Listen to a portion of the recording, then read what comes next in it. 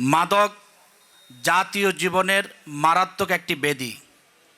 আজকে আমাদের সমাজের যত সমস্যা, এই সমস্যার উৎপত্তি হচ্ছে মাদক থেকে। রাষ্ট্র মাদকের বিরুদ্ধে একদিকে প্রচারণা চালায়, আরেক দিকে মাদক নির্মূলে কার্যকর কোনো ব্যবস্থা আজকে পর্যন্ত রাষ্ট্র গ্রহণ করতে ব্যর্থ হয়েছে। আমরা যখন কারাগারে ছিলাম, আমরা দেখেছি যেই ব্যক্তি মাদক গ্রহণের কারণে কিংবা মাদক ব্যবসার কারণে কারাগারে গিয়েছে, সেই ব্যক্তি কারাগারে গিয়েও সে মাদকের ব্যবসা করে।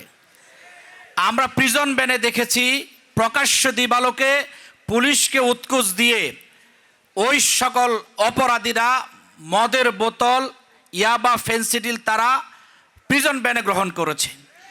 কারাগারের গারদগুলো মাদকের আখড়ায় পরিণত হয়। একজন সামান্য ওই গাঞ্জা সেবনকারী যখন কারাগারে যায়, সে বড় মাদক ব্যবসায়ী হিসেবে সেখান থেকে বের হয়ে আসে। এজন্য রাষ্ট্রকে মাদকের বিরুদ্ধে স্পষ্ট অবস্থান গ্রহণ করতে হবে। রাষ্ট্রকে মাদকের বিরুদ্ধে জিরো টলারেন্স ভূমিকা পালন করতে হবে। রাষ্ট্র যদি ব্যর্থ হয়, আমি ইসলামী ছাত্র শিবিরকে অনুরোধ করব, আজকে তারা রান অ্যাগেনিস্ট ড্রাগ ঘোষণা করেছে। আগামী দিনে রাষ্ট্র যদি ব্যর্থ হয়, ইসলামী ছাত্র শিবিরকে ফাইট অ্যাগেনিস্ট ড্রাগ ঘোষণা করতে হবে। আমরা মাদকের বিরুদ্ধে যুদ্ধ করতে চাই।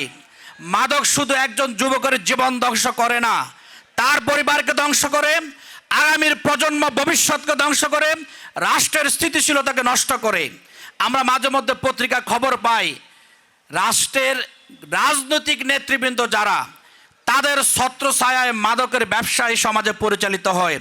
আমি বিশ্বাস করি রাজনৈতিক নেতৃবৃন্দ যদি মাদকের বিরুদ্ধে জিরো টলারেন্স ভূমিকা পালন করে, এই বাংলাদেশে কখনো মাদকের ব্যবসা থাকবে না ইনশাআল্লাহ।